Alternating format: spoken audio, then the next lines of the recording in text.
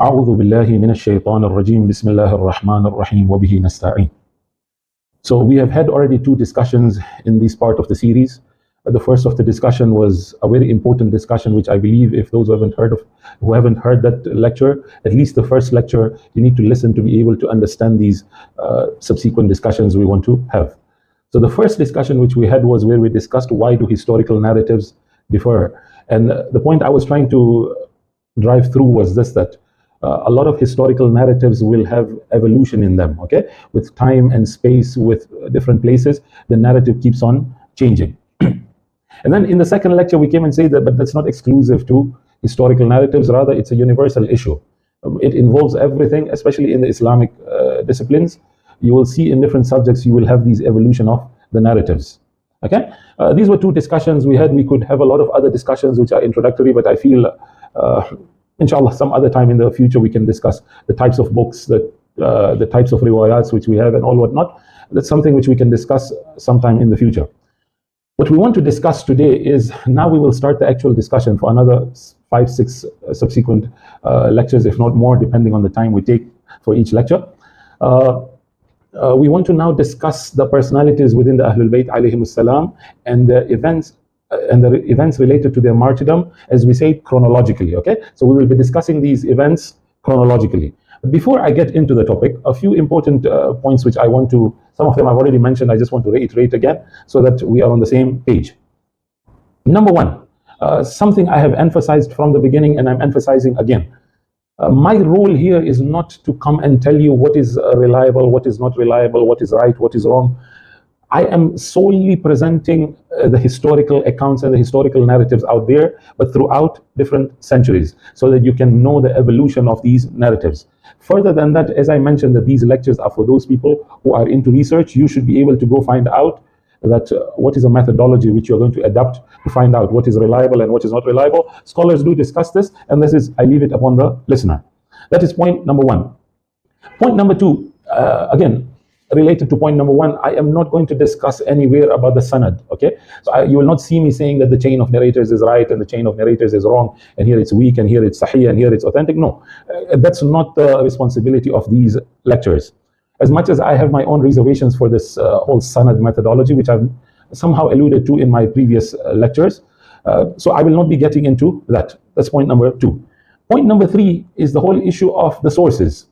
Okay, so which sources are reliable, which sources are not reliable? Again, scholars do discuss this. They have a criteria. Again, this is up to you to get into these discussions. Scholars have very much discussed on these issues, and that is upon you to go and look into what is a reliable source, what is a non-reliable source, what are fabricated sources. Okay, scholars do talk about these discussions, mythical sources, imaginative sources, and all these classifications scholars do have. That's upon you to go into those discussions.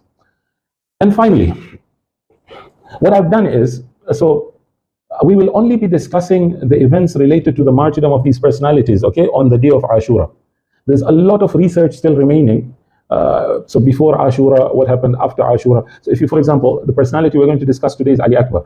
Ali Akbar alayhi salam can be discussed all the way from Medina till Karbala, okay, which we are not going to discuss that portion.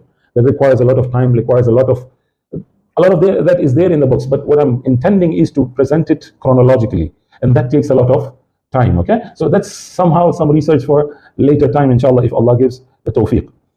So that is something I'm not covering. That is number one. And number two, so this is something I have to somehow make accept this in the beginning, on the onset, that I'm a human, okay?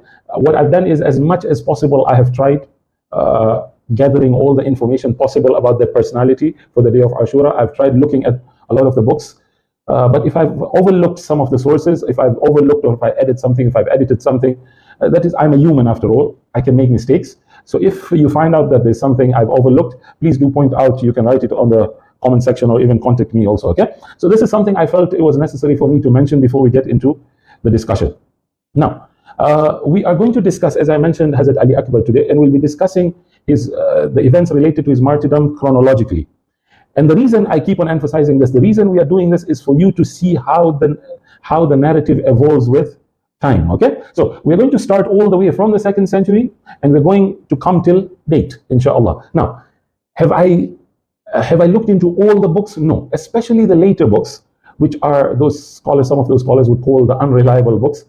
I have not looked into all those contemporary books, okay? It needs a lot of time. So there are a lot of contemporary books being written and a lot of new narratives are coming in also. I have not looked into all those books, okay? But what I've done is I've collected the major part of it, which gives you a picture of how the narrative has evolved. So we start all the way from the beginning in the 2nd century where Abu Mikhnaf comes in.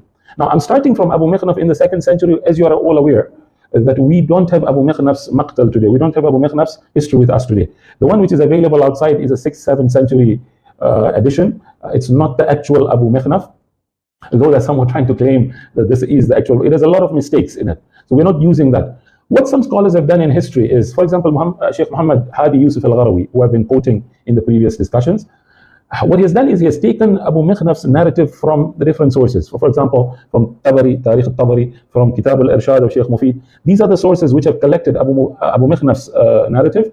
He has taken from there and compiled it into a book. And that's the book I'm using. It's called Waqi'atut Taf. Okay, it's translated in English also. So if you refer to it, you will see that what I'm quoting is there in the English book also. It's called Event of Taf.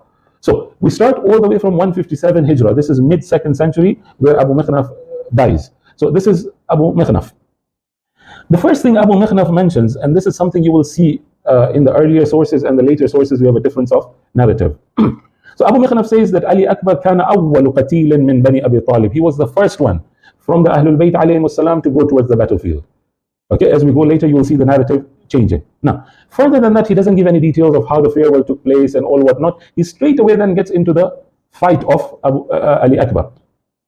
Now, it's a one-liner fight which he discusses, and then eventually he discusses فَقَطَعُوهُ بِأَسْيَافِهِمْ. Now, I'm mentioning this as we go further. When we reach to Allama Majlisi in the 11th century, you will notice that the narrative changes a bit.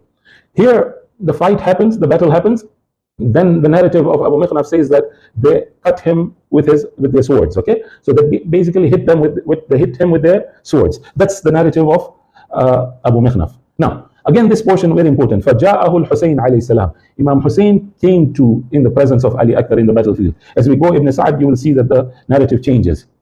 Imam comes in the presence of Ali Akbar. He is now in his last moments. Imam says, قَتَلَ اللَّهُ قَوْمًا قَتَلُوكَ يَا بُنَيَّ. Okay, oh my son, Allah killed the community which has killed you. So it's a kind of a dua which Imam makes against the people who killed Ali Akbar. Yeah, it's a bad dua the way we say. Yeah, but it's a one statement only, that Allah kill your killers because they violated the sanctity of Allah and the Prophet. And then Imam makes that famous statement, "Ala dunya ba'daka al-afa." Oh Ali, after you the dunya is of no use, basically. Okay. Here the narrative now goes further by saying that وَخَرَجَتْ إِمْرَأَةٌ مُسْرِعَةً تُنَادِي. The lady's name is not mentioned, but it's very clear that it's Bibi Zainab. Bibi Zainab alayhi salam comes out from the tent as if going towards where Imam Hussein alayhi salam had gone. Now, when you go further in the narratives, you will notice that they change this narrative and they say that Bibi Zainab left before Imam Hussein. So the earlier narrative of Abu Mikhnaf says Imam Hussein went, okay, he was at the body of Ali Akbar, and then Bibi Zainab came out and then she dropped herself on Imam Hussein alayhi salam. So when Imam realized she is there, فَجَاءَهَا الْحُسَيْنِ فَأَخَذَ بِيَدِهَا فَرَدَّهَا إِلَى الْفُسْطَاطِ. Imam took her hand and returned her back to the tents. And then Imam tells the remaining Bani Hashim that احملوا أخاكم, take your brother back to the tent. Okay, so this is the narrative of Abu Mikhnaf. This is 2nd century, mid 2nd century. Then you come to Ibn Sa'd. Ibn Sa'd in his Tabaqat. Ibn Sa'd, as you know, we have discussed him earlier also. He's a Sunni historian, very much relied by the Sunnis also. He adds two more things to his narrative. One thing he adds is the people of Umar ibn Sa'd come and give Aman Nama. Okay, Aman Nama meaning they come and give a proposal of peace to Ali Akbar, because Ali Akbar somehow was related through his mother. So his grandmother was apparently the daughter of Abu Sufyan. Because of this relationship, again, the tribal relationships, they come and give him a proposal of peace, that okay, we are ready to give you a peace proposal, come to us. And naturally, Ali Akbar refuses. This is number one. Ibn Sa'd mentions.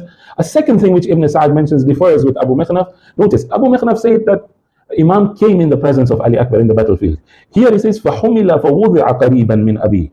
Okay, so Imam doesn't come to him, rather the body of Ali Akbar is taken and kept in front of the father. And then Imam makes the same dua and the same statement, عَلَى الدُّنْيَا بَعْدَكَ الْأَفَا. Then Imam makes another statement which is not there. There's another thing which happens which is not there in Abu Mikhnaf's narrative. وَضَمَّهُ أَبُوهُ إِلَيْهِ حَتَّى مَاتَ. So Ali Akbar, then Imam starts hugging him to a level then until Ali Akbar passes away.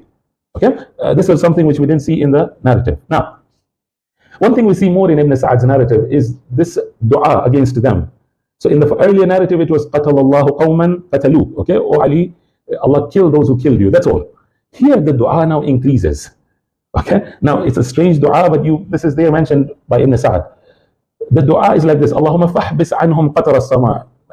Oh Allah, block the rain from them.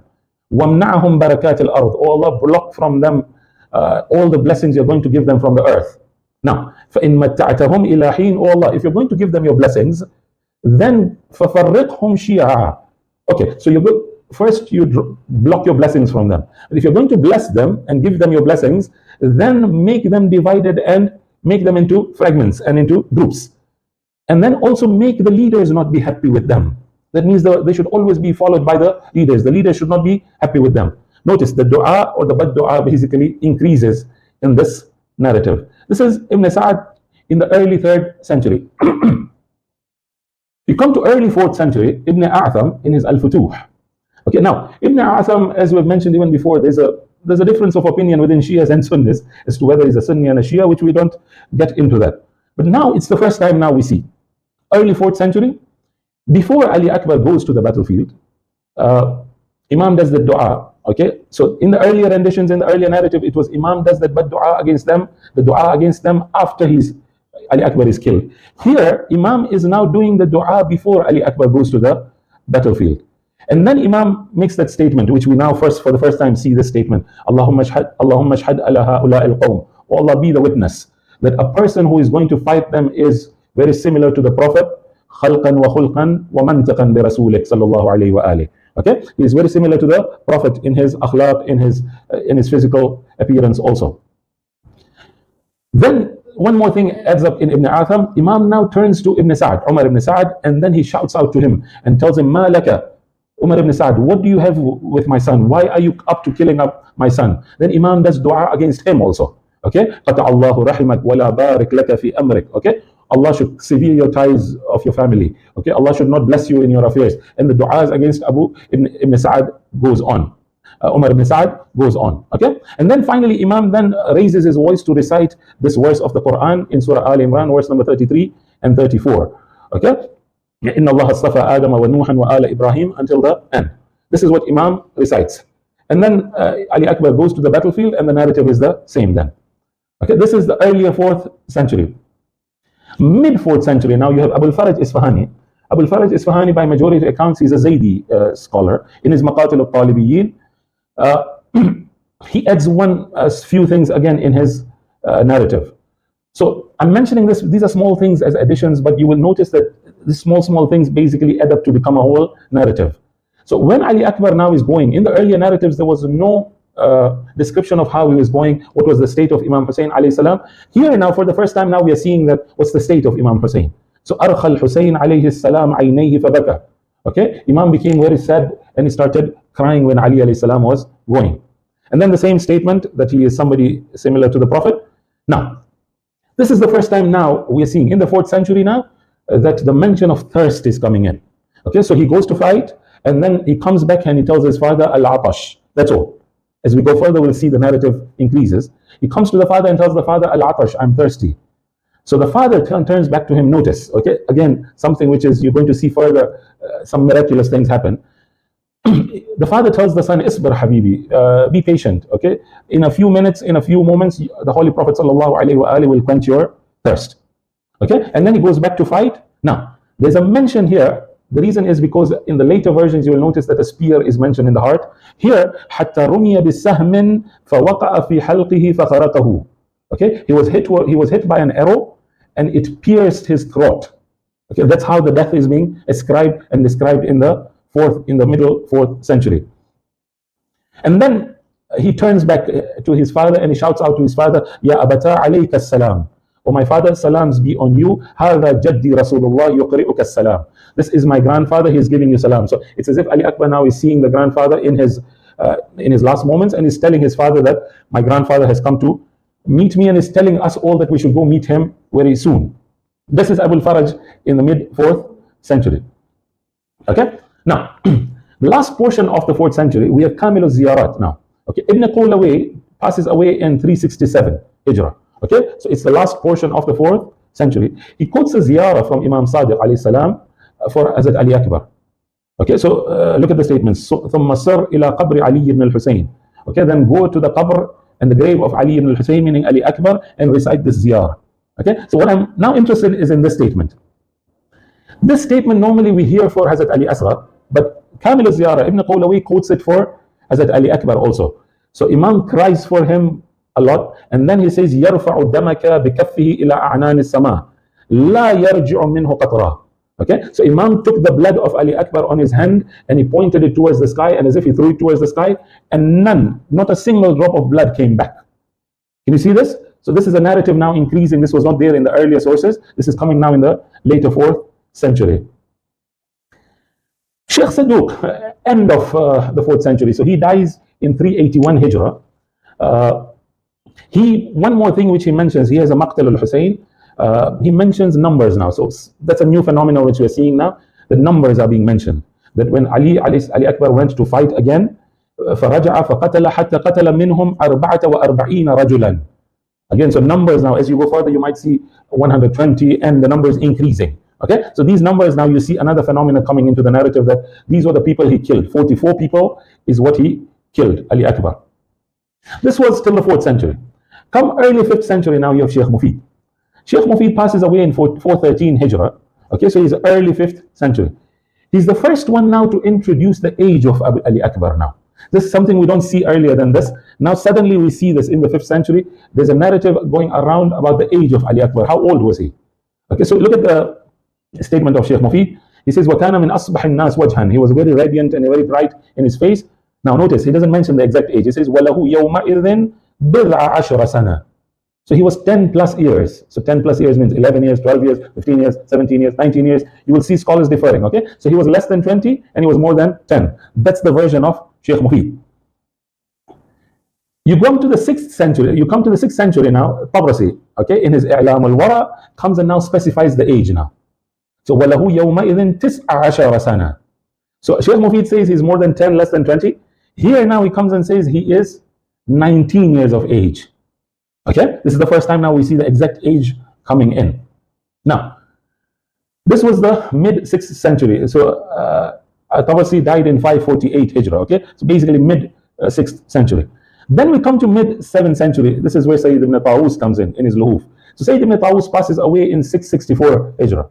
Okay, so it's towards the mid and later 7th century.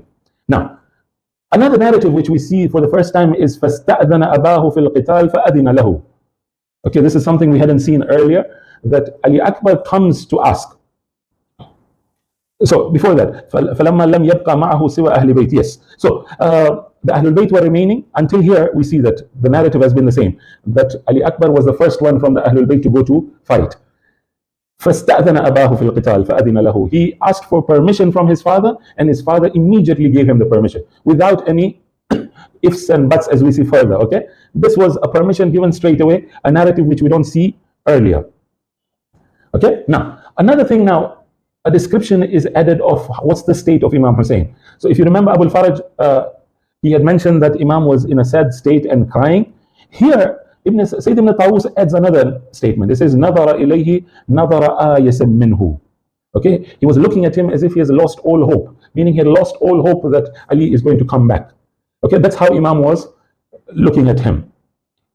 This was something which was not there earlier. Sayyid ibn Tawus now adds this narrative. Now, you remember earlier we had mentioned that the mention was only of thirst. Okay, now notice how thirst is being described here. When Ali Akbar comes back to his father, he turns back to his father and tells him, Ya abati al-atash qad qatalani wa thiqlu al-hadid qad ajhadani. Okay, that's something now we see a new narrative coming in the 7th century now. That, oh my father, thirst has killed me. Notice in the earlier narrative it was, oh my father, I'm thirsty. But here now, Ali Akbar is telling the father that thirst has killed me. And the weight of the armor, so the armor I'm wearing has basically made me tired, I'm exhausted.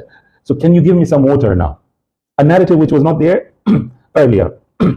Okay? Now, And the last statement which Sayyid ibn Tawus adds, which was not there again earlier, in the earlier statements we had that Imam Hussein comes in the presence of Ali Akbar and then he makes the dua against the people, and that's all. Here now, فجاء الحسين عليه السلام حتى وقف عليه ووضع خده على خده.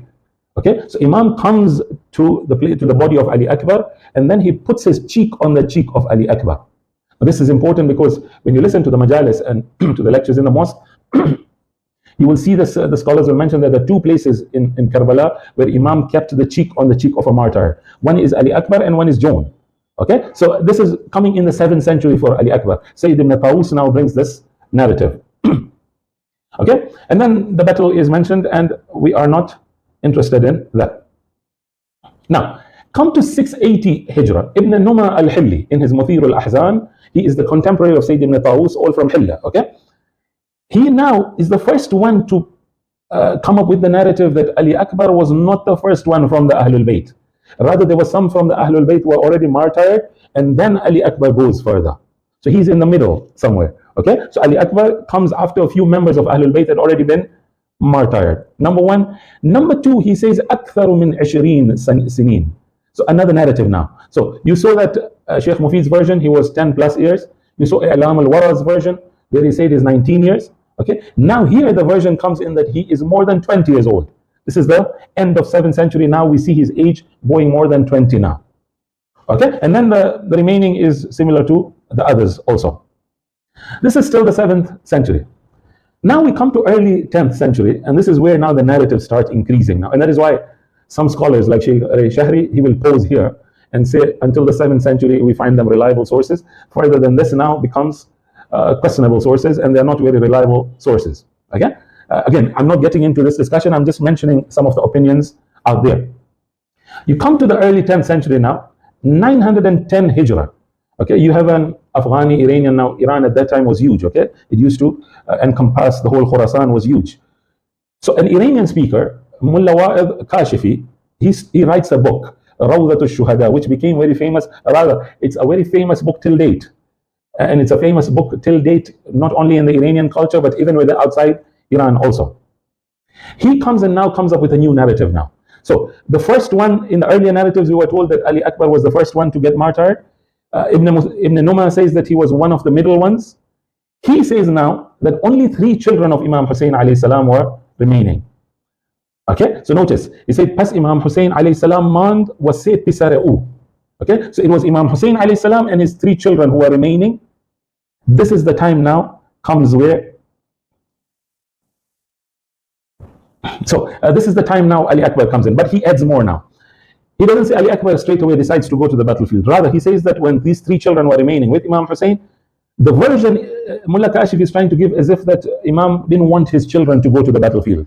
Okay, so Imam himself prepares for the battlefield. He starts wearing his armor and wants to go to the battlefield. Now, when Ali Akbar sees this, he turns back to his father and starts pleading that, oh father, don't let me stay with these oppressors. I want to go fight and allow me to go fight the battle before you. Okay, so this is a narrative we are seeing in the early 10th century, which we didn't see earlier. Okay, number one, it was only the 3 children of Imam Hussein remaining. Number two, Imam Hussein wanted to go himself. This is where Ali Akbar then comes and tells his father, okay, let me go first before you should go. Okay, now another narrative which we see now coming in is here. You notice that earlier narratives didn't mention anything about it. Sayyid ibn Tawus mentioned that when he came to ask for permission, he was given the permission immediately. Here now, you see a total opposite version now. It's like as if Imam Hussein alayhi salam and the sisters and the daughters, they came out of the tent pleading Ali Akbar that don't go. Okay? So, notice the version. Imam Hussein wa khaharan wa dukhtaranash as khaymeha birun dovide dar dast wa pay Ali Akbar uftadan. Okay? So these, Imam Hussein himself also, and the sisters and the daughters, they fell on the feet of Ali Akbar, telling him, please don't go fight. Okay, rather Mullah Kashif's version says that Imam would not even grant him permission, opposite to the earlier narrative which we saw. Okay, so Ali Akbar started weeping and crying and imploring and asking his father excessively until the father was affected and he gives him the permission to go. Now, it's the first time, okay, all these years, it's earlier 10th century, we see the the word mother coming in, without the mention of Layla. Layla's name will come in the 14th century, okay? Here the word mother comes in. That means the mother's name was not there in the earlier narrative, okay? Madar wa khaharanash dar rikabu awikhtan, okay? It is the mother and the sisters now, okay, who were now clinging to Ali Akbar that he should not go. Number one. Number two, وَبِجَايَ آب خُون أَزْ دِيدَ مِرِخْتًا, something we didn't see earlier. They started crying blood instead of tears. Okay, this is Mullah Kashifi now coming up with his version. Now, Mullah Kashifi then comes and says, "U jawani bud hijda saleh." Okay, so we had already Sheikh Mufid's years, how many years he was, then we had 19 years, and then we had more than 20. Now we have in the early 10th century that he was 18 years old, and this has become famous now. Okay, Kari al-Jawan and Atara Baras and all this you hear, it's a 10th century narrative. Okay, again, I'm saying that I'm not up to saying what is right and what is wrong. These are the narratives which we are reading. Now, another thing which Mullah Kashifi adds, which nobody added earlier than him, was this, is that when he came to fight, he started asking people to fight, and nobody came. Okay, Kasi bi mubarizati unayumad. Okay, he was so brave that nobody came to fight him, something which we didn't see earlier. Now, apparently, Mullah Kashifi now comes up with a new narrative, which again, earlier than him, we don't see. He says that Ali Akbar came twice to ask for water. This was something we didn't see earlier. Earlier, it was that he came to ask for water. Imam tells him, have patience, okay, and he goes back to fight. Apparently, Mullah Kashifi proposes that no, he came twice. So the first time when he came to ask for water, okay, Imam khak as a lab wa dahane pot kard. Okay, so Imam cleaned his mouth out of from the dust, and then gave him his, now can you see now, supernatural understandings are coming in. This is exactly what scholars were referring to, in, as I mentioned in my earlier discussions, that supernatural events now will increase as we go further. So Imam gives his ring to Ali Akbar to suck it and to put it in his mouth, and his thirst gets quenched. Okay? Okay, so dardahane way nahad tab demiki wa tashnagiya way taskin yaft. Okay, so he was quenched from his thirst, and then he goes back to fight. Now, another thing, again, we see the narrative, again, the numbers coming in. Okay, the numbers were 44 then. Now, here we see that when Ali Akbar goes to fight, it's 2,000 horsemen are pulled back. Okay, these numbers we didn't see earlier. Here now we are seeing these numbers that he was so brave that 2,000 horsemen, he managed to pull them back. Okay, now, then the same, he comes back and Al-Atash and all whatnot, and he goes to fight and he gets martyred. Now, when he gets martyred, he's brought to the tent. Imam talking to him tells him that, oh my son, can you speak to your mother and your father once more? This is something we don't see earlier then. Okay, Imam is turning to him and telling him, oh Ali, can you please speak to your mother? Your mother wants to talk to you, and your father. Okay, and then Ali Akbar sees himself on the lap of his father, and then he sees the crying of the mother and the sisters. Okay, this is, as I say, this is the first time we see the mention of a mother without the name Layla. Okay. Now, this was Mullah Kashifi. Now, he mentions another account, which again shows you the supernatural understanding he's sharing. As I'd mentioned, that he was somebody who was a mystic, he was a Sufi. So you will see these mystical and supernatural events being included in these narrative of his. So he says, there's another narrative which says that when Ali Akbar went to fight, Imam was watching him going to fight, and suddenly Ali Akbar disappeared from the vision of Imam alayhi salam. Okay, so Imam started crying out, Ali Akbar, and Ali Akbar would respond by saying, Father, save me, save me. And this is where now Imam goes in the direction of the sound. But as much as he goes, he doesn't find Ali Akbar. Okay, and he doesn't then receive any reply. So what the enemies had done is, what they basically did was they took Ali Akbar's horse and they took it in between in the midst of the enemy camp, and then they started hitting him the way they hit him. Okay, so now Imam is crying out, where are you, Ali Akbar? So there's no reply. Imam comes in between the battlefield, there's no reply. And then suddenly, now here is where again supernaturality comes in. Here where the horse turns towards the desert by itself. So Imam is trying to control it, the horse is uncontrollable. It's just moving itself towards the desert, towards where Ali Akbar was there, and Imam finds him. The horse was there without Ali Akbar. Okay? This is something which we didn't see even earlier. Now, this was early 10th century. Come to later 11th century now. Turayhi in his Muntakhab. Okay, so there's a book called Muntakhab al-Turayhi. So Turayhi, by the way, he is also attributed to have come up with this longer hadith kisa which we are reciting. Okay, so the shorter hadith kisa is something which is mutawatir and accepted by Shias and Sunnis. The longer version of Hadith al-Kisa, which we recite in our majalis and in our gatherings, is coming in the 11th century from Turayhi. Okay, and then later Sayyid Hashim al-Bahrani and all put it up further. But he is the one who is ascribed and attributed to have brought that Hadith al-Kisa. So in 1080 Hijrah, okay, so end of 11th Hijrah, he comes up now with a new narrative altogether. So the earlier narrative was that Ali Akbar was the first one from the Ahlul Bayt to be killed. The later version we saw in the 9th, 10th century is that Muthir al-Ahzan in the 8th, 7th century, where we saw that Ali Akbar was in the middle of the list. Okay, so some Ahlul Bayt had already passed away, and then he goes to the battlefield. Mullah Kashifi says Ali Akbar, Imam Hussein was remaining with his 3 sons only. Here now, Turayhi comes up with another narrative. He says, لما قتل العباس تدافعت الرجال على أصحاب الحسين. Okay, so when Abbas was killed now, so the enemy starts attacking the companions of Imam. Now, which companions we don't know, if everybody had died or no. What's Turayhi's opinion? We need to research on that, Turayhi's opinion. Okay, now here is where the time where Imam alayhi salam now calls out. Now we are used to listening this for Ali Asghar. Okay, Imam makes this call according to Turayhi after the death of Hazrat Abbas. Okay, he turns back and says, "Ama min mujirin yujiruna, ama min mughithin yughithuna." These are statements we had heard about Ali Asghar, which we will come discuss later. Imam comes and says that, is there somebody to help us? Okay, is somebody there to protect us? Now everybody has died. Can you come and help us? And then, "Ama min ahadin ya'tina bi sharbatin min al-ma." Can somebody bring water for us? We are thirsty. And then this child is looking for water. Okay, so apparently the child and the infant, which we will discuss as we go further. Now, Turayhi's version is فَقَامَ إِلَيْهِ وَلَدُهُ الْأَكْبَرُ. Here is where Hazrat Ali Akbar stands up now. He says, وَكَانَ لَهُم مِّنَ الْعُمْرِ السَّبْعَ عَشَرَ سَنَةً. So another narrative now. So 17 years was not heard of, 19 we heard, 20 plus we heard. Now another narrative comes in that he was 17 years old. Okay, but look at the context. Imam is asking for help, nobody's there. Imam is asking for water. Turayhi says this is the time Ali Akbar stood up, and he tells the father, I will go take the water. So his father tells him, Imdi, barakallahu feek. My son, go, may Allah bless you. So he takes the water skin, and then he comes to the Euphrates, he comes to the river, fills the water, and comes back with the water also. وَأَقْبَلَ بِهَا نَحْوَ أَبِيهِ فَقَالَ يَا أَبَتِ الْمَاء لِمَنْ طَلَبَ. Okay, he brought the water for the people, and he tells his father, I brought water, please give it to everybody, give it to my younger son, give it to my younger brother also, and if water remains, give it to me also. Can you see this narrative all together, a separate different narrative coming in the 11th century?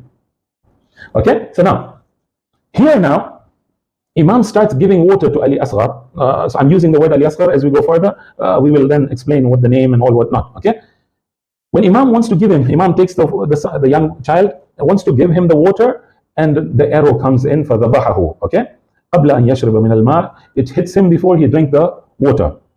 فبكى الحسين ورمى الركعة. Okay, Imam started crying and he threw the water skin and the water also went away. Okay, this is the narrative which Turayhi is proposing. And then he starts doing the dua, Allahumma anta shahid ala qawmin qatalu ashbah al-khalq binabiyyika wa habibika wa rasulik. Okay, this is Turayhi. Now, one more thing he adds. Now, if you notice in the earlier versions, when Imam Hussein came in the presence of Ali Akbar says, this is my grandfather, he's giving you salam.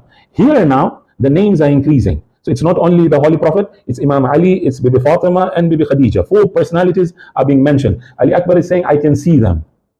Okay? وَهُمْ إِلَيْكَ مُشْتَاقُونَ فَأَقْبِلِ الْحُسَيْنِ. Okay? He is waiting for you, they're waiting for you eagerly. Then Imam started crying out loudly. وَصَاحَ بِأَعْلَى صَوْتِهِ. He started crying out with his loud voice, and the women started crying and weeping also. So Imam now, this is something again we don't see in the earlier versions. أُسْكُتُنَّ فَإِنَّ الْبُكَاءَ أَمَامَكُنَّ. Okay, keep quiet, stay silent. There's a lot of crying you need to do up front. So stay silent for the time being. This is something which we don't see earlier. Okay, this was late 11th century. Come to earlier 12th century, this is where Allama Majlisi now comes in. Okay, he also apparently believes in that Ali Akbar went after Abbas. Okay, so he mentions Ali Akbar's death after Abbas's martyrdom. Now, he comes and supports that Mullah Kashif's version of 18 years, that Ali Akbar was 18 years, number one. And number two, then he quotes Ibn Shahr Ashub. Ibn Shahr Ashub was a 6th century scholar. He says he used to believe that Ali Akbar was 25 years old. So another narrative comes in now, okay? The 25-year-old. So we have seen different ages being mentioned for Ali Akbar till the age 25. Now, another thing which Allama Majlisi adds is something which you will notice now coming in the 12th century is the whole concept of istighatha now. Okay, and this is something which has become a controversy in the community. And I keep on claiming, this is my humble claim, that istighatha is a concept which is a very later concept. And you will notice the likes of Allama Majlisi, they quote a lot of narrations. The early narrations which are there in the books, okay? But you will notice that the narrators are very questionable. So the likes of Mufaddal bin Umar and them, who are questionable. Some would say the Ghalis also, okay? But they're questionable to the least. But you will notice the text and the concept of istighatha comes very later. And here now he includes this whole issue of istighatha. Apparently, Allama Majlisi believes that when he came to ask for water, Ali Akbar, it's as if he was doing istighatha to the Prophet and Imam Ali alayhi salam, that Baba, you give me water. So notice his words. يا بني يعز على محمد وعلى علي بن أبي طالب وعلى أن تدعوهم فلا يجيبك. Okay, you called upon the Prophet and you called upon Imam Ali alayhi salam to give you water, but they didn't help you. وتستغيث بهم فلا يغيثوك. You did istighatha to them, you sought help from them, and they didn't help you. Okay, now يا بني هات لسانك. Okay, now bring your tongue. And then Imam brings his tongue to him also. So this is a new narrative now, okay? So the whole narrative of istighatha was not there earlier. It's coming in the 12th century now. That Ali Akbar asking for water from the Prophet and Imam Ali alayhi salam. And then Imam tells him, because they didn't help you, okay, these are his wordings, huh? They didn't help you, فَلَا يُغِيثُوك. Now bring your tongue, and Imam puts his tongue, and then وَدَفَعَ إِلَيْهِ خَاتَمَهُ. And then he gave his ring to him, which we had seen earlier also, okay? That Imam gives his ring to him, and then he goes to fight, okay? This is Allama Majlisi in early 12th century. Now, another narrative which Allama Majlisi adds before him, which we didn't have, we had this فَقَطَعُوهُ بِأَسْيَافِهِمْ, which was Abu Mikhnaf's version, that they cut him with their swords. He now adds فَقَطَعُوهُ بِسُيُوفِهِمْ إِرْبًا إِرْبًا. This is something we didn't see earlier. Okay, and that's why I'd say that the narrative will increase. They cut him with their swords into pieces. Okay, you want to say pieces, you want to say into whatever. But irban, irba. Okay, something we don't see it earlier than that.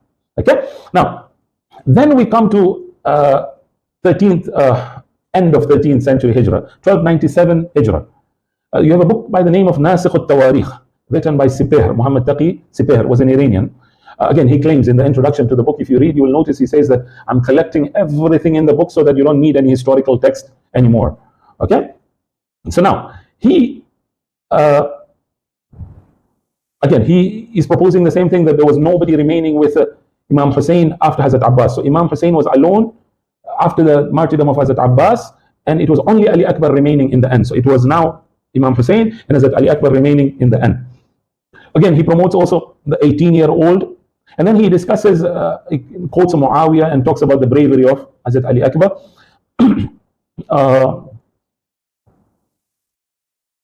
Okay, so one more thing now we see in this 13th century is now imagination start coming in. Okay, so the description he's giving of the fight of Ali Akbar is something which we don't see it earlier, that he fought like Imam Ali alayhi salam. He was karrar, he was غير فرار. Okay, so he was فكان كأنه الكرار بيده ذو الفقار. Okay, so he's describing his fight and comparing it to Imam Ali alayhi salam, something which we didn't see earlier. So imaginations now are coming up here now, that he is fighting so bravely. The way he is fighting like Imam Ali. وهو يقاتل القاسطين في سفين. Okay, it's as if Imam Ali is fighting in the battlefield of Siffin. وكأنه الذئب. Okay, it's like a wolf plunging in within the horde of the flock of the sheep. Okay, this is how he's describing the fight of Ali Akbar, something which we don't see earlier. Okay, now another thing which we see now in Nasikh al-Tawarikh is the whole issue of at the time of the death and the martyrdom of the last moments of Ali Akbar. What does he see? In the earlier narrations, we saw that he saw the Prophet.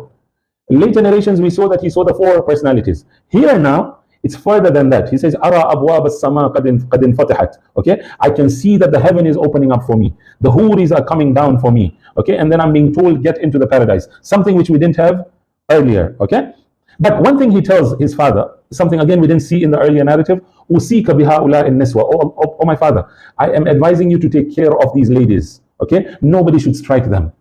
La yakhmishna ala wajhaha ala wajhan. Okay. They should not be hurt and they should not be hit on their faces. Okay, something which we don't see earlier. Do you get me? Okay, this was 13th century. 14th century now, you have a book called Ma'ali al-Sibtain. Okay, it's written by a person named Mazin Darani. He was born in 1300 Hijrah. Okay, now it's the first time you see the name of Layla coming up. Okay, so in the 10th century, we saw the word mother coming up. Before that, we didn't see the mother coming up, but it's become a mainstream understanding that the mother was there in Karbala and all whatnot. Where is the mother coming up from? Notice now, this is the dua of the mother written in a 14th century book. Okay, فَلَمَّا خَرَجَ إِلَيْهِ اللَّعِينُ تَغَيَّرَ وَجْهُ الْحُسَيْنِ عَلَيْهِ السَّلَامُ. So when this person from the enemy came to fight Ali Akbar, apparently he was a very brave warrior, Imam's face changed. So فَقَالَتْ أُمُّهُ لَيْلَى or Layli, whatever the name. Okay, you notice this is the first time the name Layla is coming up. She turns to Imam Hussein alayhi salam and says that what has happened to my son? So he turns back and says, I've heard from the Prophet that the dua of the mother is accepted. Go do dua for her. So فَكَشَفَتْ رَأْسَهَا وَدَعَتْ لَهُ. She opened up her head, her veil or whatever, and she started praying for her. These are the words he has used, okay? And then the dua is also mentioned. This is the first time now that dua is also mentioned. Ya Radda Yusuf ala Yaqub and all that. This dua is also mentioned. This is the first time we are seeing this dua being mentioned, okay? And then finally, Mazin Darani quotes one more thing which we don't see earlier, okay? And that is that when Imam Hussein alayhi salam was bidding farewell to Ali Akbar, it was as if he was in the state of dying. Okay? And this is something we don't see earlier. That he says that قد احتضر وأشرف على الموت ثلاث مرات. Okay? He almost died on 3 occasions for his son. Can you see this? Okay? So as if when he was bidding farewell, as if he died. Okay, and he's quoting Allama Sheikh Tustari. This is what Mazin Darani is quoting in the 14th century, as if Imam wants to die, and he is before bidding farewell to his son. Now, I'm sorry, my time has I really exceeded time today, but let me finish this. What I did was to come and show you what is happening even in the contemporary world. There's a master's dissertation written by a student named Abul Fadl Khisal. He has written a master's dissertation which was 5 years ago, 1441 Hijrah. He compares, what he does, it's a beautiful, again, that's a whole series of lectures apparently by itself. What he does is that he is comparing lectures of 5 speakers, okay, scholars, and their lectures. He has transcribed them all, and then he has taken 5 transcripts from the Nawha Khans, the way we have Marsiya Khan and Nawha Khan. Now in Iran and in Iraq, you are aware that the Maulanas recite Masa'ib very short, okay, 2-3 minutes the Maulana would recite. The major Masa'ib and Musibah comes from the Nawha Khans. Okay, it's opposite in our world, where the Maulanas recite more. There it's the Nawha Khan who recites. So the criteria now becomes the Nawha Khan, the one who's reciting the elegies or eulogies, whatever, I forget the word which has been used. Okay, they are the criteria for the Masa'ib which comes in. So I've picked up on one person, who Nawha Khan, who is very famous, who is known even in our world. His name is Mahdi Rasuli. His famous Nawha Kema Tasbih Zahra, for those of you who are, he's very famous in our world. But the researcher now, these are not my words, this is his words, the one who writes this dissertation, he says he's so popular within the Iranian community, but he's the one who is using the less reliable sources. Rather, sometimes he even makes up his own stuff. So look at what he does, okay? Very quickly, and I finish. So it's the first time, now this is in the current period, the 15th century Hijrah we're living in. This is a Musibah being recited in this period. It's totally different narrative from all what we have heard. Look at what comes out. The ladies start crying, okay? Lady Sakina's name comes up for the first time now. Okay, Lady Sakina sat up and saw that she was more anxious than anyone else. So when Ali Akbar wanted to bid farewell, she was the most anxious and she was the most sad from all. Her name comes up, which was not there earlier in any of the narratives. Okay, and then the same narrative that the ladies hold back to Ali Akbar so that he shouldn't go. Again, Ali Akbar turns back to the aunt Zainab, that please, can you separate these ladies from me? So Zainab turns to Sakina, the name comes back again, which was not there earlier. Sakina, come to my side, okay? Let your brother go, okay? And then he's separated from all. And then he goes to the tent and he stands towards the Qibla. This is Ali Akbar, again, we didn't see that earlier. He stands towards the Qibla and then he moves and then he decides to move towards the battlefield. Okay, now, as we go further, when he comes out of the tent again, now this is something again we didn't see this. He comes out of the tent, the ladies and the children hold him back again, that don't go, please don't go. And this is the time Imam Hussein then comes and tells them, leave him, because the ladies were like, who are you leaving us with? If you go away, who will protect us and all whatnot? These are statements we didn't see them earlier. Now Imam Hussein alayhi salam then comes and tells them that let Ali go, and then the children felt ashamed and that to obey, and they let Ali go. Okay. Now another narrative, another thing which we see again, this is something you will see this in the current times also, and that is analysis being added to the Masaib. Now, as I mentioned, that do we have pure history or do we have the narrative of the narrator and the one who is reading the narration? Okay, so look at what he's saying. So what he's saying is, Mahdi Rasuli is saying this, that yes, scholars do say that Ali Akbar came to ask for water.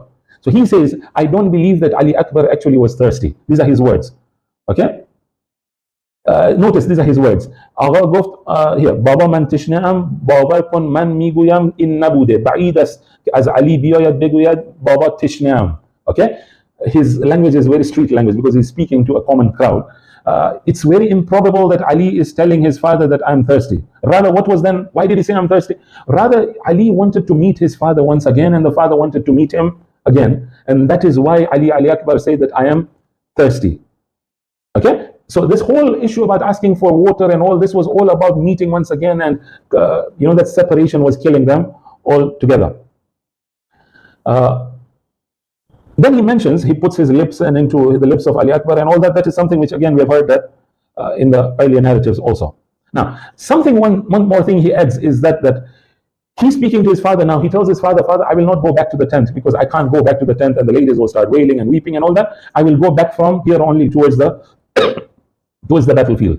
Okay. Now here there's a long description of how Imam is now looking at Ali Akbar. Okay.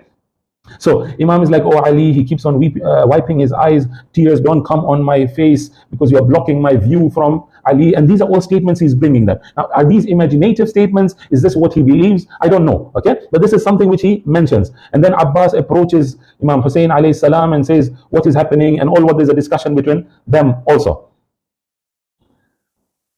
Okay. Now, one more thing which he adds again, something which again we didn't see this, and this is what I'm trying to say, that the evolution is very huge. Imam is looking at Ali Akbar, he's telling Bibi Zainab what's happening, and then he's telling them to pray for him. So the children start praying. Okay. He says, وَإِن يَكَادُ, they started reciting وَإِن يَكَادُ, that famous verse which is recited for evil eye.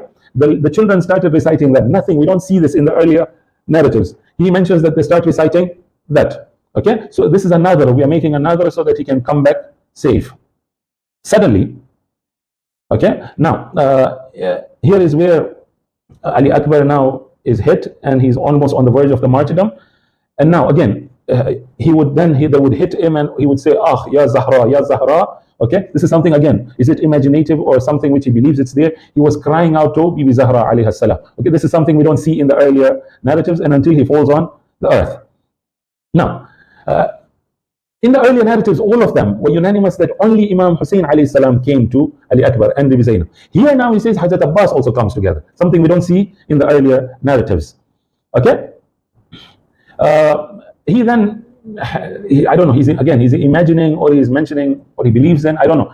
He starts mentioning that the Imam puts first the head of Ali Akbar on his thighs, but he doesn't feel that peace in within him, and then he puts his head on his chest, he doesn't feel the peace in within him, and then starts putting his cheek on his cheek. Okay, when he's done that, so when he's putting his cheek on the cheek of Akbar alayhi salam, Abbas alayhi salam rushes towards the tents, and he's going to Bibi Zainab and telling her, now this is something again we didn't see earlier, that he tells her that Imam Hussein is also passed away. And you see this was something which was not there. He now brings it up in the 15th century. Okay, he comes and tells his aunt that not only Ali Akbar has passed away, but also Imam Hussein alayhi salam has also passed away. And the similar version also, Shimr is passing to his army. The give me glad tidings, I've killed 2 people together. Nothing we heard this earlier. This is something we hear in the 15th century for the first time. Okay, so Zainab turns back to Abbas and tells Abbas, what are you doing here? Go back, that's your duty. Stand up by Hussein alayhi salam. Okay, and then Zainab comes to him and then she cries out, but he doesn't stand up. Okay, so she drops herself on the floor, and that's the time where Imam Hussein stands up and starts moving. Okay, now strangely, when he stands up, Zainab tells him that, okay, stand up, let's go. He starts moving, but instead of moving to the tents, he moves towards the other side. Okay, ye dafe Zainab did Hussein darad ishtibahi miravad. She asks, Kuja miravi khayme azin taraf ast. Okay, can you see this? This is a narrative which we don't see at all earlier. that Imam Hussein had passed out, and then Bibi Zainab comes up and she wakes him up, and then Imam Hussein now is standing up. He doesn't realize where is he going. He goes towards the opposite side, and Bibi Zainab has to tell her that go on this side and all whatnot. Okay, I just felt I should mention this to show you how the narrative has evolved from the 2nd century all the way from to the 15th century. I'm sorry, I took a bit of your time. I really had to rush quickly on these issues, but I felt I had to mention as much as I could so that you get a clearer picture of what's happening. In conclusion, again, I want to stress on this issue again that I'm not up for saying what is the right and what is wrong, what is reliable, what is not reliable. That's upon you to go find out what is reliable and what is not. I'm just showing you the evolution of this narrative of Hazrat Ali Akbar. Let's pray to Allah. Allah give us the tawfiq to be able to understand the reality the way it is. Wassalamu alaikum wa rahmatullah.